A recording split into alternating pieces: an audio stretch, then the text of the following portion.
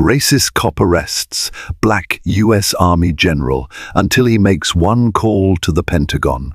Welcome to this riveting tale of power, prejudice, and the unbreakable resolve of a man who has dedicated his life to serving his country. In a quiet American town, a single event ignited by bigotry and fueled by arrogance spirals out of control and leads to a confrontation with massive implications. What begins as a routine traffic stop soon transforms into an explosive clash between a racist local officer and a high-ranking U.S. Army general who refuses to be intimidated. This story will take you on a heart-pounding journey, brimming with unexpected turns, tense showdowns, and stirring revelations. Stay tuned, because the truth behind one critical phone call will leave you speechless. Before we dive in, if you're new here, don't forget to subscribe and hit that notification bell so you never miss an update. If you're excited about this story, let us know. If you enjoyed the video, press 1. If not, press O. Your feedback really inspires me to gather more uplifting and meaningful stories. Major General Antoine Tony Lancaster was not one to seek attention. Despite his imposing figure, broad-shouldered, standing over 6 feet tall, with a measured and confident gait, he was known for his humility above all else. He spent most of his career quietly ascending the ranks in the United States Army through dedication, discipline, and a passion for mentorship. Even those who barely knew him spoke of his calm aura and the unwavering sense of justice that guided his every decision. Despite his acclaim, Tony had always kept his identity low profile when off duty, preferring to be treated like any ordinary citizen. Little did he know that this unassuming nature would soon plunge him into a situation where that anonymity would cost him dearly. On a warm Monday afternoon, Tony was en route from Fort Benning in Georgia to Fort Lee in Virginia, with a planned stopover at his hometown in a small corner of South Carolina. The sun hung hot overhead, and the horizon blurred in a shimmering haze. He drove a nondescript black Chevrolet Impala that still held a faint new car scent. Along the way, he paused at a roadside Burger King, grabbing a quick meal to hold him over for the remaining hours. As he returned to the highway, the officer who would alter his life's trajectory was watching from the next intersection, Officer Clyde Whitaker. Officer Clyde Whitaker, patrolling this unremarkable stretch of road on the outskirts of a sleepy town called Rosedale, was well known locally for behavior that ranged from borderline paranoia to outright hostility against people of color. The silent code within the police department was that Clyde didn't tolerate nonsense, but many within the community saw him as far more problematic. There were whisperings of his father and grandfather holding radical, racist ideals, and though he never openly proclaimed them, his actions were telling enough. That afternoon, Clyde had been restless, traffic stops were few, and he found himself itching to flex his authority. Spotting the black Chevrolet moving along the opposite side of the road, Clyde's pulse quickened. There was no immediate cause for suspicion, no swerving, no expired tags, but it was a habit of his to track every vehicle driven by a black person. Still, he needed a tangible reason for the stop. He quickly checked the Impala's tags on his in-car computer, searching for anything, a late registration, a mismatch in the owner's name that he could exploit. Everything came back clean, but Clyde decided to tail him anyway, waiting for the slightest slip. Then fate handed him one. The Impala momentarily veered onto the shoulder to avoid a large piece of debris. Clyde flicked on his lights, ignoring that Tony had made the maneuver to keep from hitting the hazard. Tony glanced into the rearview mirror, noticing the police cruiser's pulsating red and blue lights. His first instinct was to feel a mild irritation at the inconvenience, yet he calmly signaled and pulled over onto a safe patch of gravel off the main road. After all, Tony believed in respecting the law and following due protocol. He turned off the engine, retrieved his driver's license, registration, and insurance details from the glove compartment, and unbuckled his seatbelt.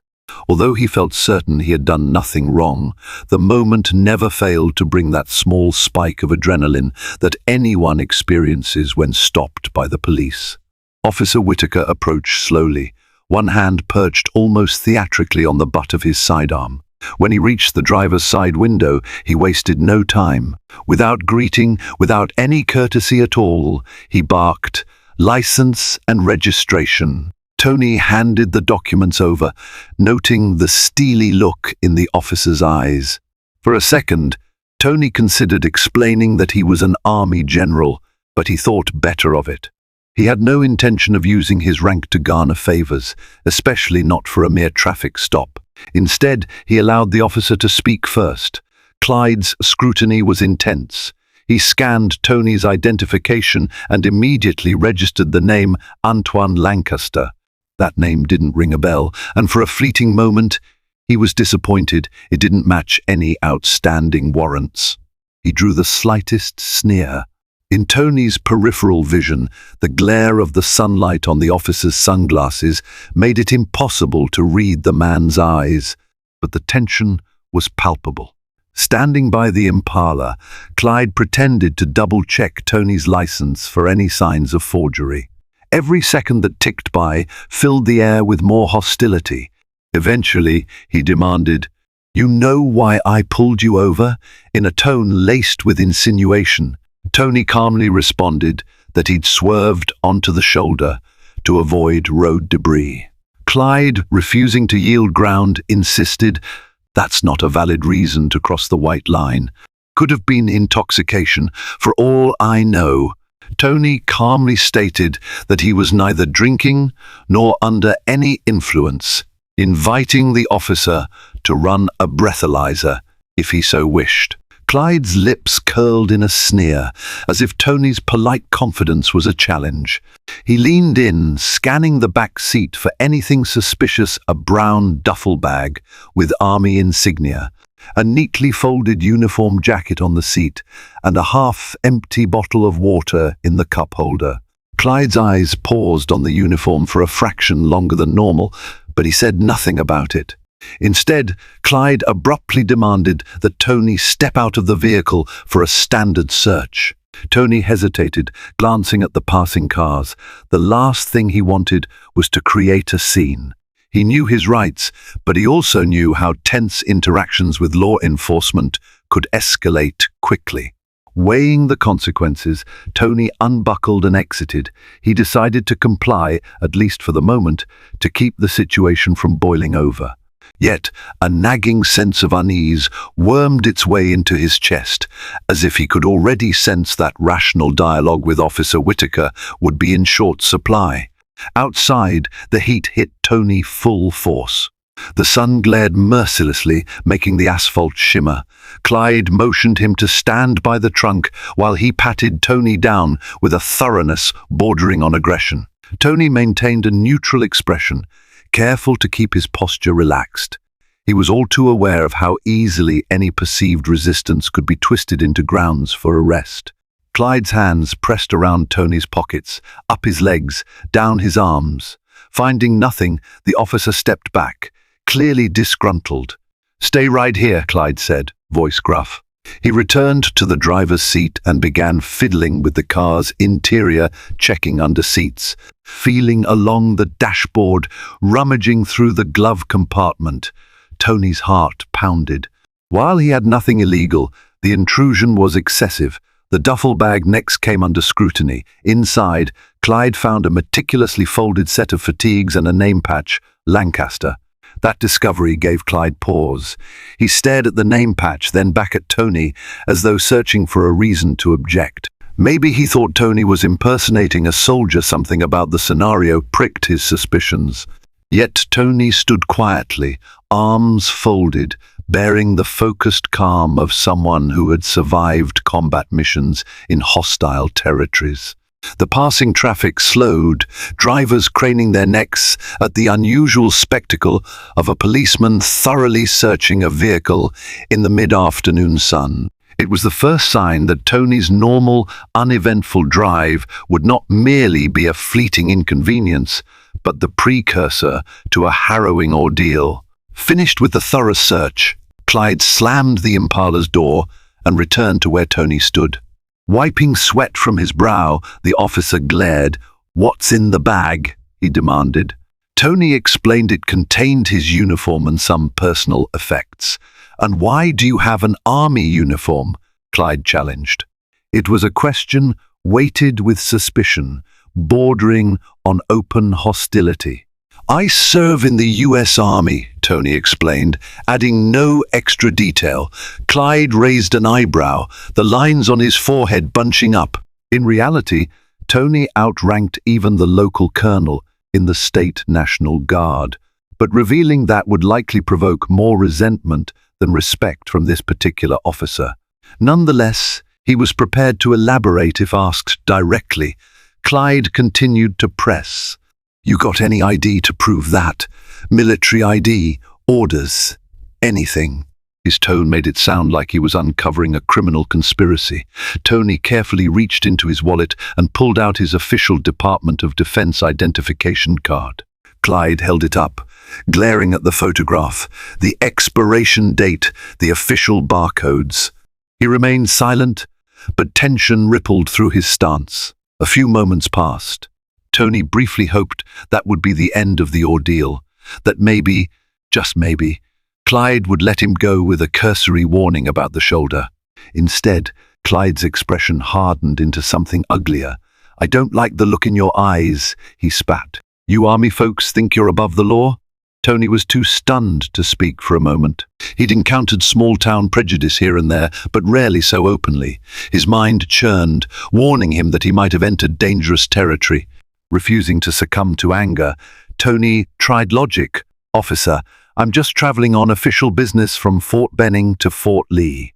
I have done nothing illegal. My license, registration, and insurance are all valid."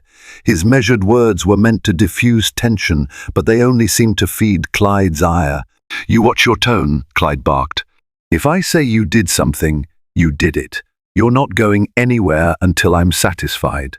Something in the finality of that statement made Tony's stomach tighten. He sensed that logic wouldn't prevail with Clyde. The officer was searching for a reason, any reason to escalate.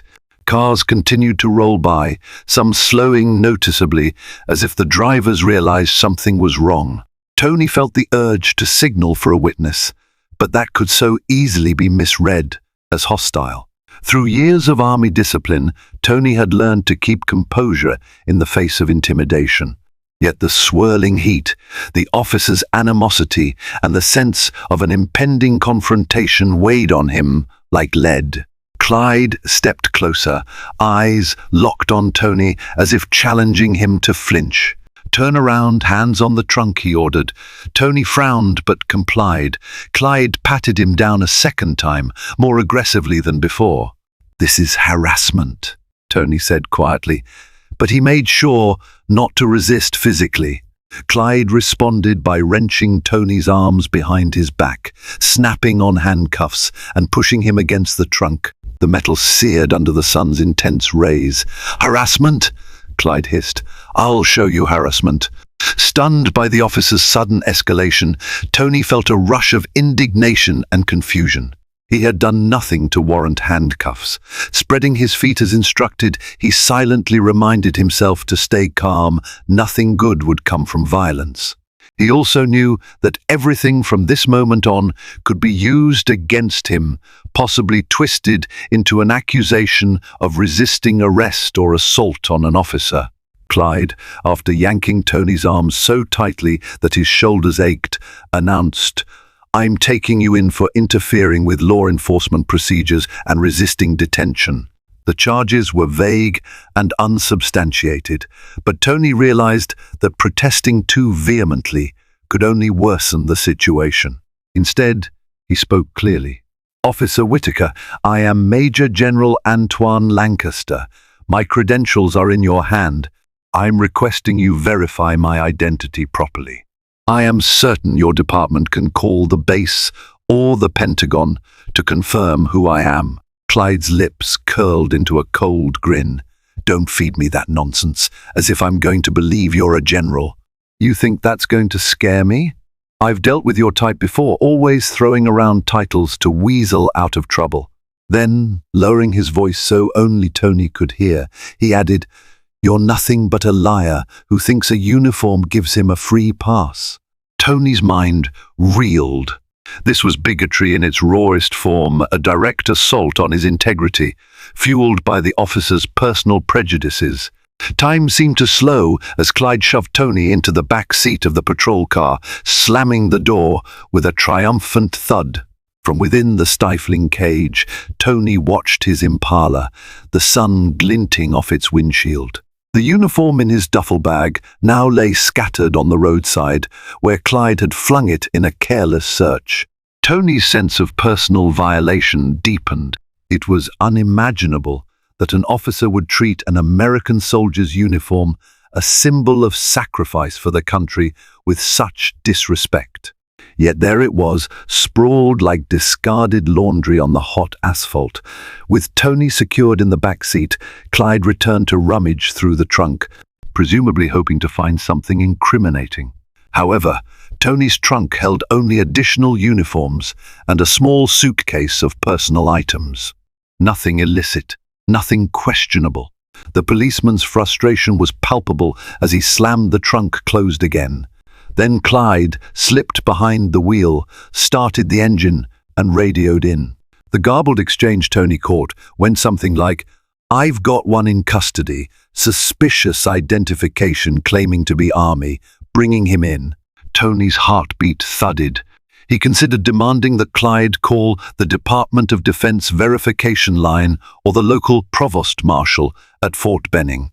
But Clyde had made it clear he wasn't interested in verifying anything that might challenge his preconceived notions. The horror of being forcibly arrested and the humiliating stigma that could follow even a wrongful arrest weighed on Tony's mind. Would this local station even allow him a phone call? If so, how soon? Right now, it was all an open question under the swirling cloud of the officer's open malice. The drive to the station was unnervingly quiet, save for the crackle of police dispatch on the radio. Tony was left alone with his thoughts in the back seat. He tried to remain calm, using a technique he'd learned long ago to survive tense missions. Focus on a single, tangible detail and maintain control over your breathing. He fixed his gaze on the police cruiser's metal mesh barrier, inhaling slowly, exhaling slower. On the surface, he looked stoic, but inwardly, anger simmered at the blatant injustice. Clyde turned off the main highway onto a rural route, then eventually onto a smaller side road that led to Rosedale's modest police station. It was a small, squat building with only a handful of marked vehicles in its parking lot. Tony's mind spun with the potential ramifications. He thought about his staff at Fort Benning, how they'd react when they discovered he was missing. He worried about the official ramifications if he was held here too long without any external contact. Not to mention the shock and horror his family might feel if they learned of his detention through rumor or local media. Upon arrival, Clyde parked behind the station. Instead of being led through a main entrance, Tony was forced around to a side door reserved for processing detainees. The building smelled of stale coffee and faint disinfectant. Once inside, Clyde pushed Tony ahead, cuffed hands painfully anchored behind his back. The officer barked instructions at a baffled rookie behind the booking desk. The younger officer, reading Tony's identification card, hesitated, eyes widening. He clearly recognized the significance of the Department of Defense credentials. Yet one stern glare from Clyde froze him in place, preventing him from voicing any objection. Clyde led Tony through the narrow corridors, the fluorescent lighting casting a sterile, flickering glow. They passed a cramped interview room, then arrived at a booking area with concrete walls painted institutional beige.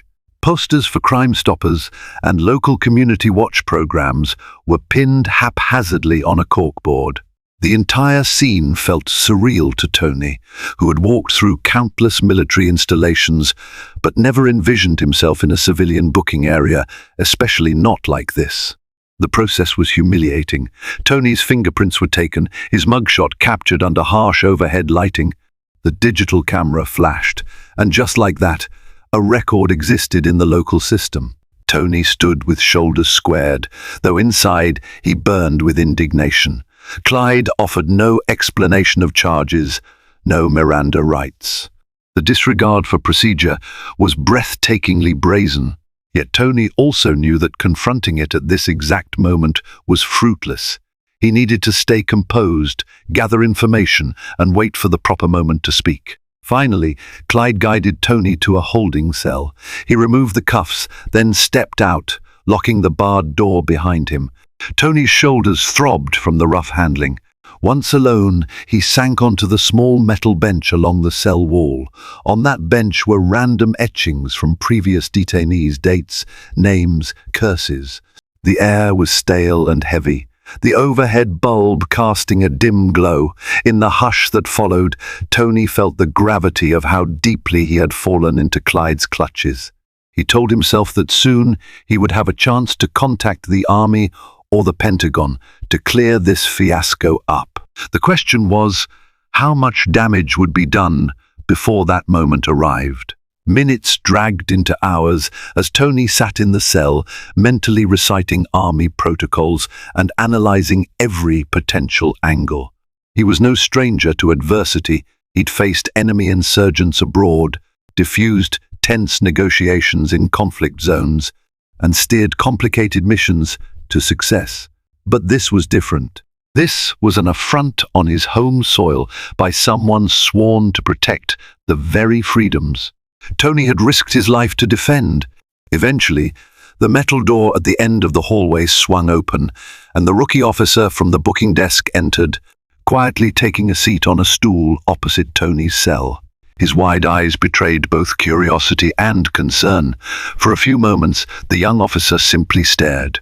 Then he gathered the courage to speak in a hushed tone. "Sir, I've never met someone from the army this high-ranking. If it's true, are you really a Major General?" Tony looked at him steadily. "I am. Major General Antoine Lancaster. I have my credentials, and you have my ID on file." The rookie seemed torn between respect and the fear of defying Clyde's narrative. Slowly he nodded. If that's true, then why would? The question trailed off, as if the officer was still trying to make sense of it all. Tony offered no immediate answer, figuring the deeper reasons like Clyde's racism and inflated sense of power spoke for themselves. Finally, the rookie cleared his throat. "I'm not supposed to do this, but would you like to make a phone call?" The question came out in a rush of guilt, as though any perceived kindness to Tony might be seen as betrayal of the station's chain of command. Tony's eyes flickered with relief. The significance of that phone call couldn't be overstated. "Yes," he said quietly but firmly, "I would appreciate that." This was the opening. He'd been waiting for a chance to contact his unit or the Pentagon and have them confirm his identity. The rookie glanced over his shoulder, wary that Clyde or another senior officer might appear. "Okay, let me see if I can sneak you over to the phone when no one's looking."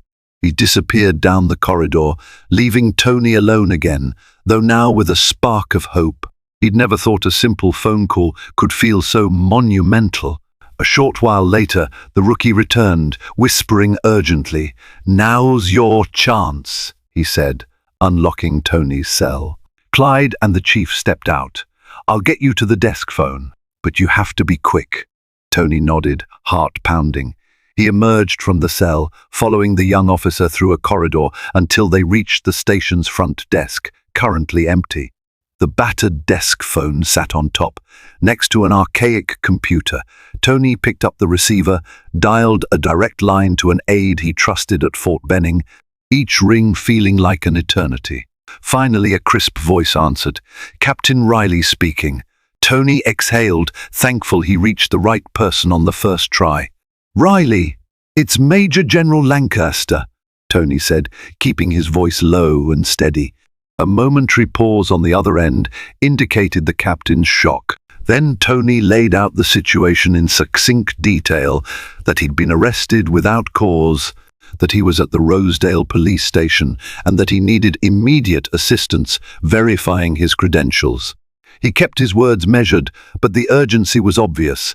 Captain Riley responded with crisp efficiency, promising to escalate it up the chain and contact the necessary legal resources. "Don't worry, sir. We'll clear this up," Riley concluded. Relief washed over Tony, but he was under no illusion that his troubles were over. He returned to the cell just before footsteps echoed in the hallway, Clyde's boots striking the floor with a swagger. The rookie barely had time to lock the cell door behind Tony before the officer strutted in, reeking of acrid cigarette smoke. Clyde shot Tony a suspicious glare, noticing the young officer's anxious demeanor. "What have you been up to, Jenkins?" he barked at the rookie. "Nothing, sir," the rookie stammered, his cheeks coloring. Just checking to make sure the detainee was secure." Clyde sniffed the air as though smelling a lie, then shifted his gaze to Tony. "Seems quiet." "That's how I like it." With that veiled threat, he stalked away, leaving the rookie officer sagging with relief. Inside the cell, Tony tried to maintain a calm front, but beneath that surface, he was bracing for the next moves. Captain Riley would work quickly, he trusted that. But local politics and the short temper of an officer like Clyde could complicate everything. Would the station chief be just as prejudiced, or would they adhere to the law once higher authorities got involved? A swirl of questions danced through Tony's mind. He reminded himself that if he could withstand hostile fire in the Middle East, he could withstand the intimidation of a small town officer. Yet the sting of betrayal was different here, more personal. This was supposed to be his country, his people. Minutes later, the sound of the station phone ringing echoed down the hallway. There was a barked conversation, muffled but urgent, followed by the loud thump of the receiver being slammed down. Tony sensed the clock had begun ticking. Either Clyde would let reason prevail, or the man would dig deeper into his misguided vendetta. In the morning quiet of the cell block, Tony prepared mentally for the latter. As the hours crept by with excruciating slowness, more officers came on duty. Some glanced at Tony curiously, but avoided direct eye contact, likely briefed by Clyde. Word travels fast in a small station. Then, close to midday, a commotion broke out near the front. Tony heard raised voices, footsteps in hurried motion. When the hallway door swung open, in walked a tall man with salt and pepper hair, Chief Harold Dawson, followed by a tense-looking Clyde and two other senior officers. Chief Dawson had the authoritative bearing of a man used to making quick decisions, but Tony noticed a flicker of uncertainty in the chief's eyes as he inspected the man behind bars. "So you're the one Officer Whitaker brought in," he said, voice measured. Tony rose from the bench and took a half-step forward, hands gripping the cell bars. "Yes, sir," Tony said calmly. "Major General Antoine Lancaster, USARMY. I've been wrongfully detained since yesterday. I'd appreciate if you could verify my credentials." Dawson's gaze swept over Tony's features, as if assessing whether the uniform stance, the disciplined composure, and the unwavering eye contact aligned with Tony's claim.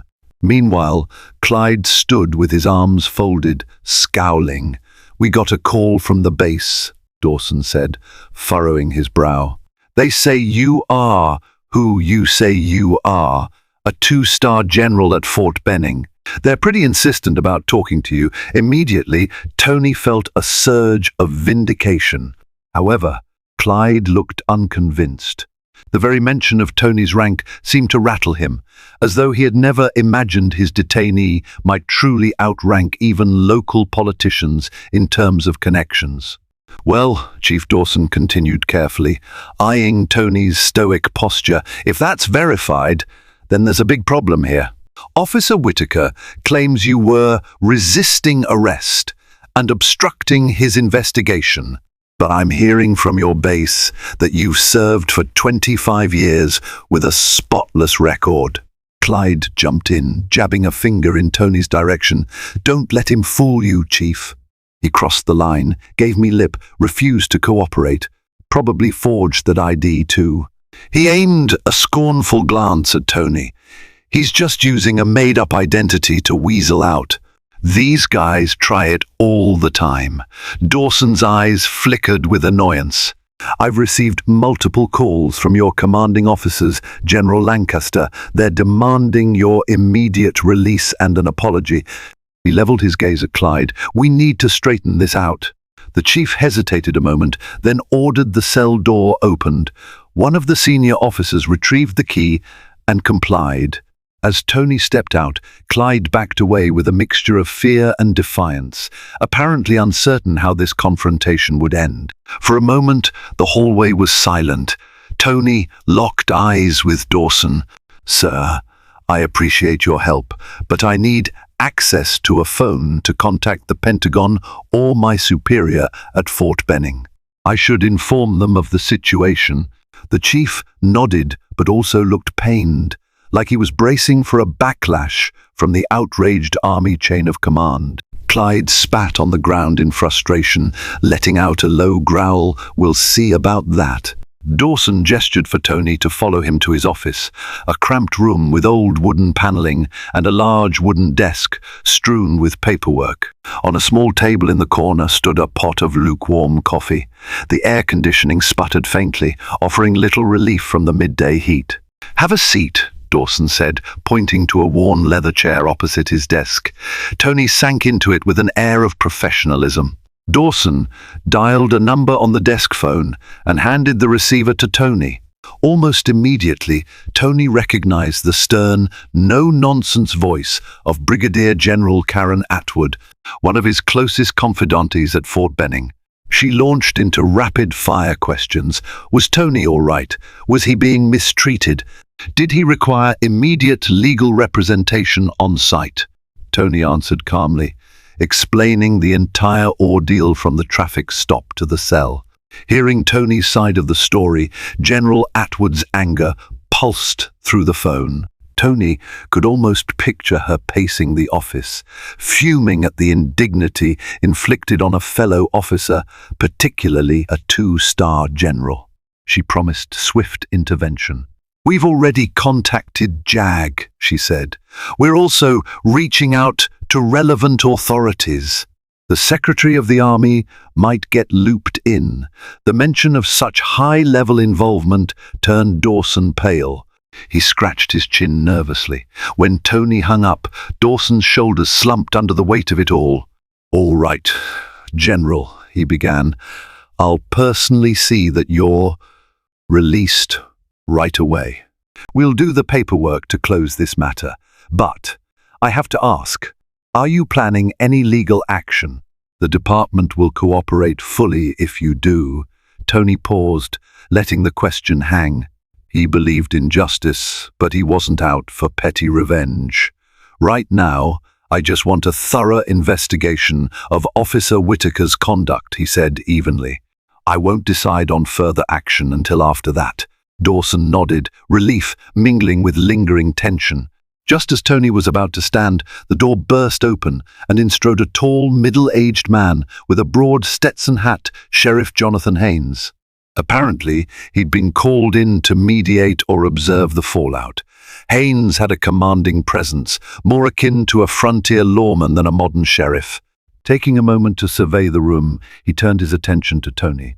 I've heard a lot of stories this morning, General, he said, removing his hat. None of them good. If you'll allow, I'd like to hear from you directly.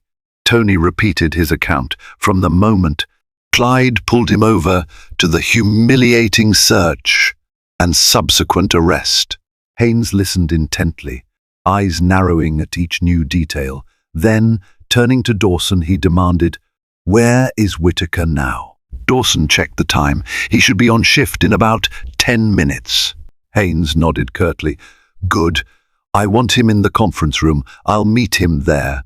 He turned back to Tony.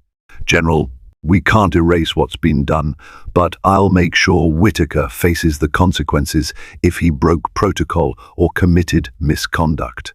If you'll join me, we'll straighten this out right now.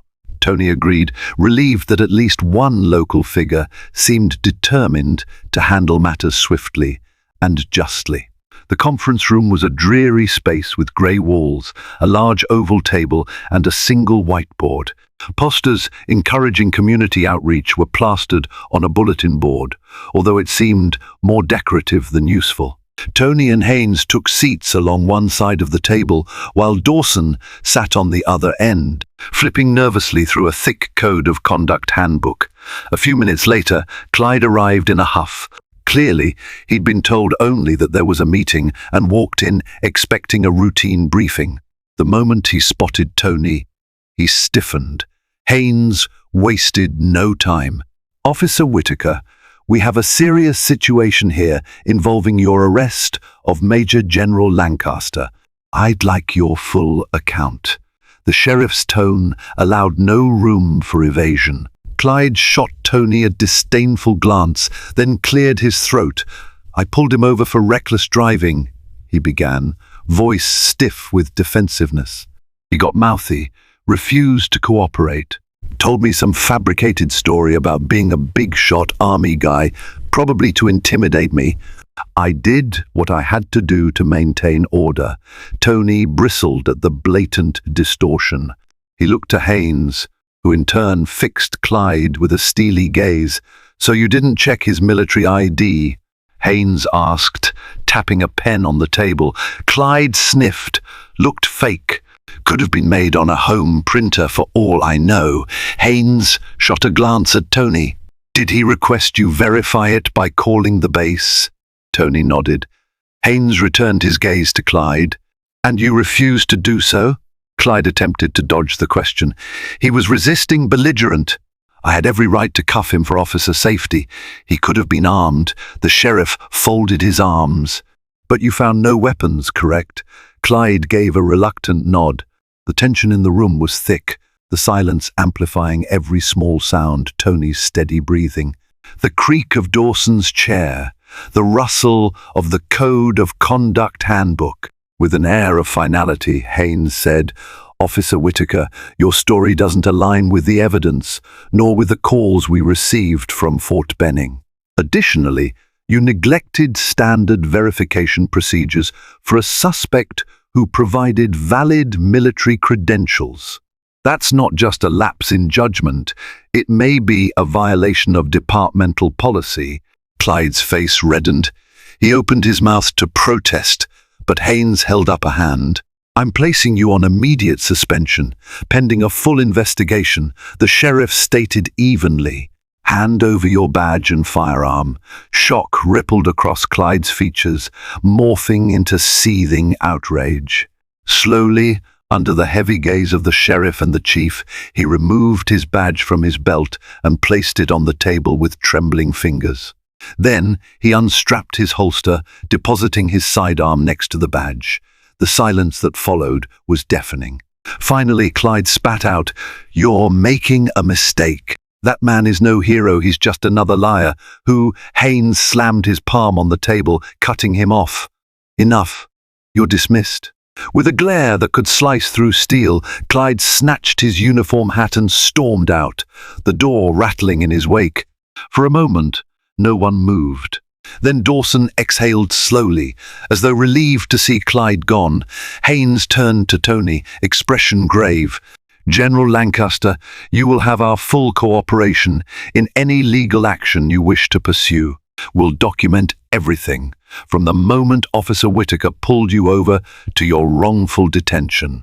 Tony nodded, feeling a measure of vindication, though he remained unsettled by Clyde's parting words. The encounter might not be over. Clyde's brand of resentment didn't disappear easily. Still, Tony was free at last, and truth was on his side. Outside, the midday sun glowed fiercely. Tony shielded his eyes as he stepped into the station's parking lot, feeling the wave of heat radiating from the asphalt. A sense of relief mingled with lingering tension. Sheriff Haynes offered Tony a ride back to his Impala, which had been towed to a nearby lot after his arrest. A short drive later, they pulled up to a fenced storage yard. Tony's Impala was parked near the entrance. Dusty but otherwise undamaged, Haynes introduced Tony to the yard's manager, who promptly returned the car keys and apologized for the inconvenience. "We only took it on the request of the police, sir," the man said earnestly. "Didn't know the circumstances." Tony responded with a polite nod, not wishing to assign blame to the manager who had merely followed orders. He opened the trunk to inspect his belongings. The uniforms were in disarray, but thankfully still there. He brushed off some dust from a crisp jacket bearing his 2-star insignia, an insignia that Clyde had dismissed as probably fake. His jaw clenched at the memory. Haynes lingered, watching Tony carefully. "Listen, General, I know this doesn't fix what happened to you, but I promise you I'll see this investigation through. It's time Rosedale's department had a reckoning with the likes of Whitaker." Tony thanked him, sincerely. Then, checking the time, he realized half a day had gone by, time lost, all because of bigotry and abuse of power. He had to continue on to Fort Lee, but not before ensuring that the situation in Rosedale wouldn't vanish into bureaucratic limbo. Returning to the driver's seat of his Impala felt strangely surreal. The car's interior was stifling hot, but the moment Tony started the engine and flipped on the air conditioning, an odd calm washed over him. The beep of his cell phone snapped him out of his reverie. It was fully charged and displayed multiple missed messages from Captain Riley and Brigadier General Atwood. Word had spread fast, it seemed. Before driving off, Tony dialed Brigadier General Atwood. She answered immediately, relief evident in her voice. "Tony, are you all right? We've been trying to get status updates."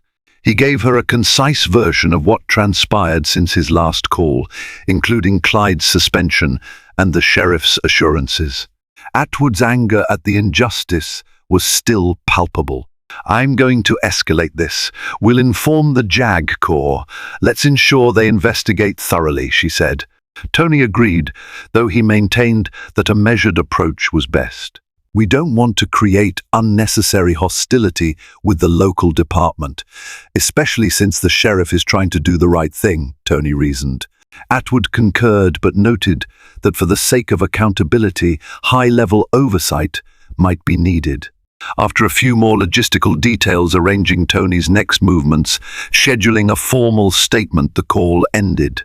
Tony leaned back in his seat, letting the cold air blow away some of his lingering anger. His next destination was still Fort Lee, but the weight of the morning's events lingered like an invisible burden. Taking one last look at the Rosedale police station sign in the rearview mirror, he pulled onto the road, determined to leave that injustice behind for now. Tony's journey resumed along the interstate, scenery flashing by in a blur of green fields and passing cars. But his mind was hardly at ease. He replayed the confrontation over and over, searching for any misstep on his part, yet always arriving at the same conclusion: he had done everything by the book. The blame lay squarely on Clyde, fueled by racism and a hunger for power. As if fate wasn't done testing his resolve, Tony's phone buzzed again. This time, it was from an unfamiliar local number. He answered, expecting some administrative call from the Rosedale department, perhaps. Instead, an unfamiliar voice hissed, "You think you're special, huh? You messed with the wrong person." "This ain't over." The line went dead before Tony could respond. A wave of dread rolled over him, followed by a surge of anger. It didn't take a detective to guess who might be on the other end. Clyde's voice was disguised, or perhaps an accomplice's, but the tone of the threat was unmistakable. Staring at the phone in disbelief, Tony wrestled with whether to inform the sheriff immediately. He decided to keep driving, mind whirling with possible scenarios. He wouldn't be intimidated by such cowardly tactics, but he also knew better than to ignore a credible threat. Another call quickly followed, this time from Captain Riley. Bracing himself, Tony answered, but Riley's tone was urgent for different reasons. "Sir, we've got a briefing in 3 days that absolutely needs your input. Will you be able to make it to Fort Lee in time?" Tony assured him that he would. But as he hung up, Clyde's ominous warning echoed in his mind, dampening what should have been a straightforward trip. Nightfall found Tony at a small motel off the interstate, too exhausted from the day's ordeal to press on. The motel was a humble establishment, rusty ice machine outside, flickering neon sign, thin walls that did little to muffle the distant hum of truck engines on the highway.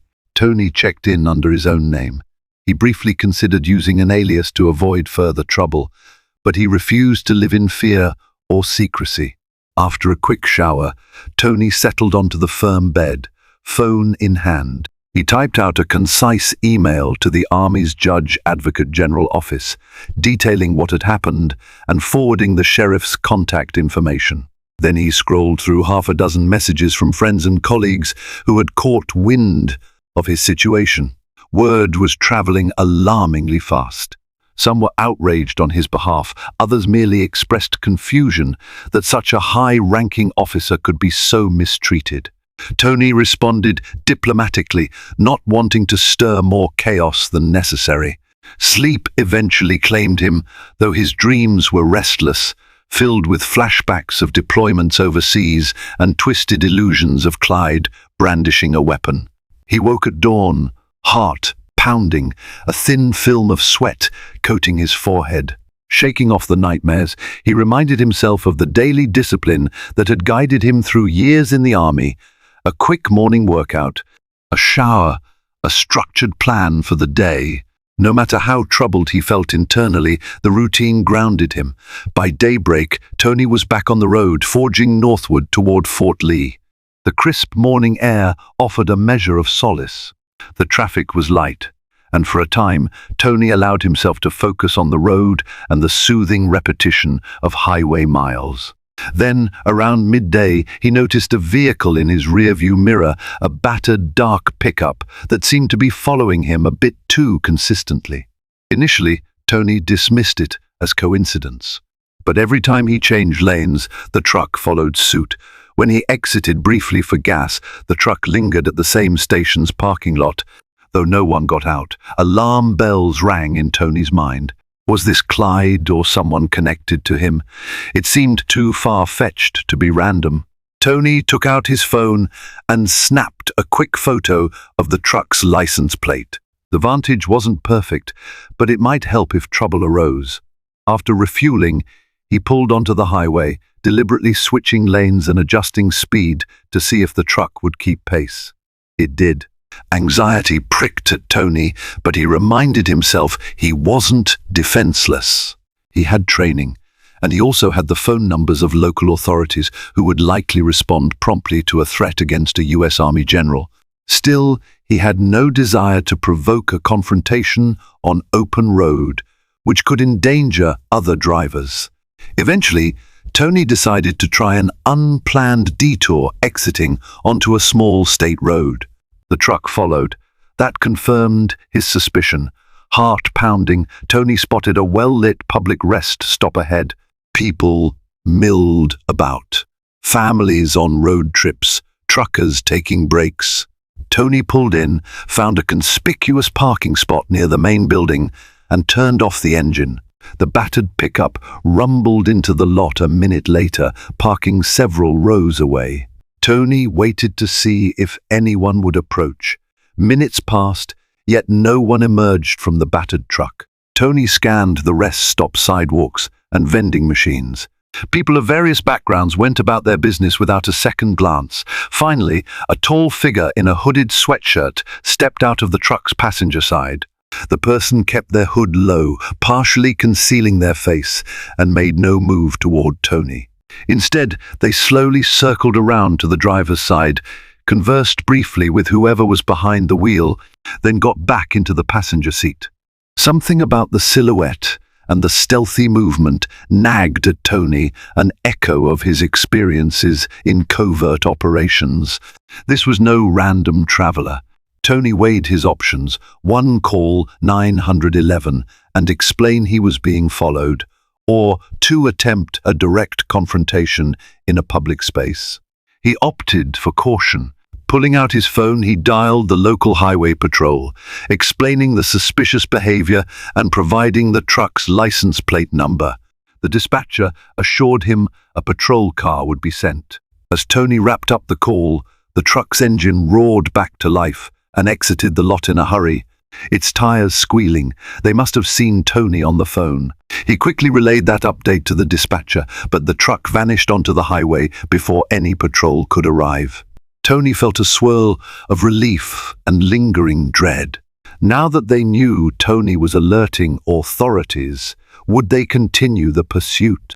Was Clyde so unhinged that he'd orchestrate a roadside attack? Tony shuddered at the thought, but refused to cower. He had a mission to reach Fort Lee, and he intended to complete it. The remainder of Tony's journey was tense but uneventful. He kept constant watch on his mirrors, scanning for any sign of that battered truck or similar suspicious vehicles. By late afternoon, the sprawling campus of Fort Lee came into view. Familiar gates, carefully placed security checkpoints, and the bustle of military personnel going about their duties. For Tony, it felt like stepping from one world into another. He flashed his credentials at the main gate, the guards snapping to attention upon recognizing Tony's rank. Inside the base, Tony met up with Colonel Amanda Reyes, a longtime colleague who had heard about his ordeal.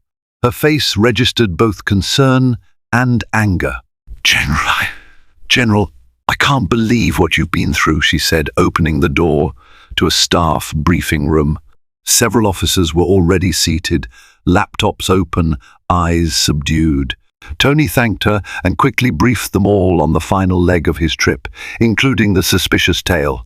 "I've shared the license plate with local authorities, but so far, no hits," Tony explained.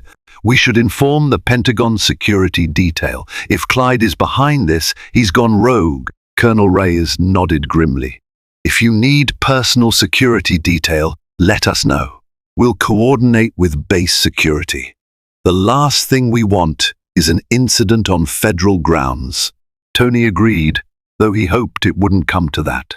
After the briefing, Tony locked himself in a private office to give a formal statement via video call to a JAG representative. The official took meticulous notes, confirming the time, place, and details of each interaction with Clyde. They also collected the threat phone call and the suspicious tailing as part of the record. The thoroughness gave Tony a measure of confidence. This wasn't going to be swept under the rug. The wheels of military justice were now in motion. In the following days, Tony found himself juggling his official military duties with a barrage of interviews, phone calls, and email exchanges regarding the Rosedale incident. The local media had picked up a snippet of the story, framing it as a racially charged abuse of power. Activists in the region demanded accountability for Officer Whitaker and any complicit supervisors. Others, including some extremist voices, tried to paint Tony's arrest as a conspiracy or a hoax. Tony did his best to steer clear of the media storm, leaving statements to the Army's Public Affairs Office. Back in Rosedale, Sheriff Haynes kept Tony updated via phone. He reported that Whitaker's history was under investigation, revealing multiple complaints of racial profiling that had never been acted upon. One day, Haynes called with an even more startling update. "We found something else, General. Clyde's father was a known member of a local hate group. That might explain his deep-seated prejudice." Tony sighed heavily at the revelation, sadness mixing with outrage. Even if it made sense of Clyde's behavior, it didn't excuse it. "Thank you for letting me know," Tony replied. "If there's anything else you need from me, I'll cooperate." Meanwhile, the battered truck's license plate turned out to be stolen, and leads dried up. Yet Tony slept better, knowing that the local and federal agencies were on alert. After all, with the power of the Pentagon and the US Army behind him, Tony was far from alone. 3 weeks later, Tony stood in front of a small crowd outside the Rosedale courthouse.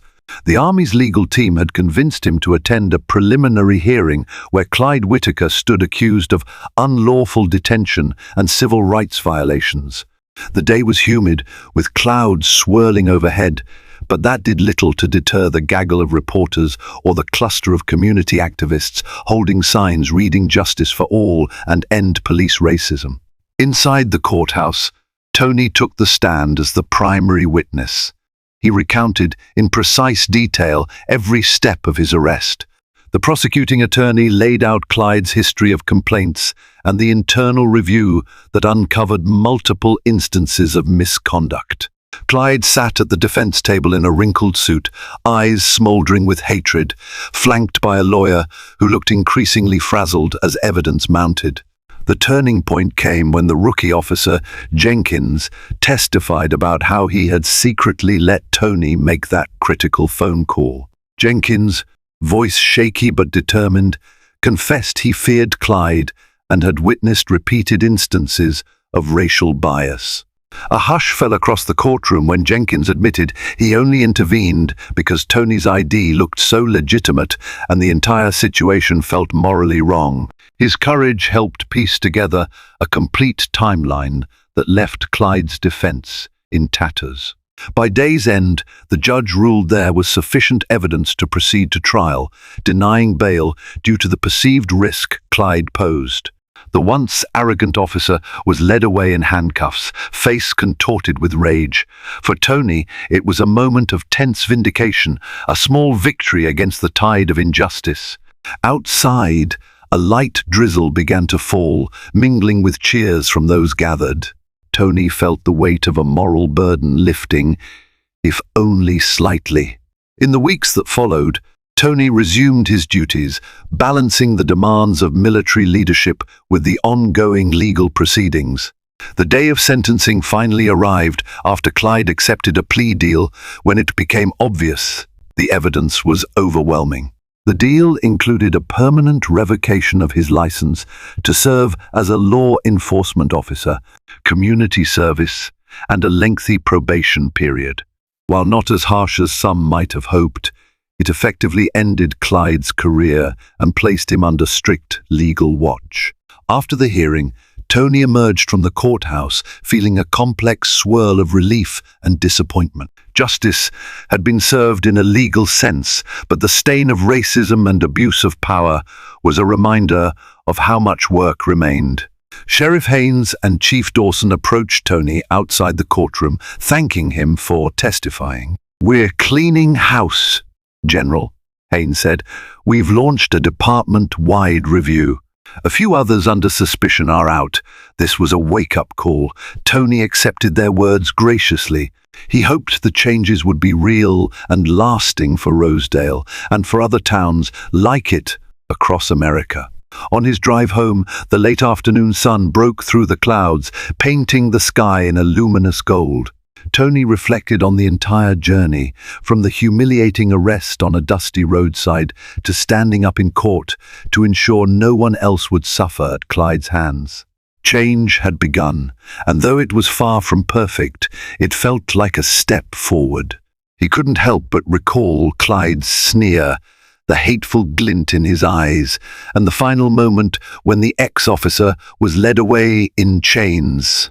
If there was karma, Tony thought, perhaps that was it, a man undone by his own prejudice, forced to face the consequences of his toxic abuse of authority. Tony bowed his head in a silent vow that he'd continue to serve his country and defend its ideals on every battlefield, even those within its own borders. Thank you for watching this tale of shocking prejudice, unwavering resilience, and the power of justice.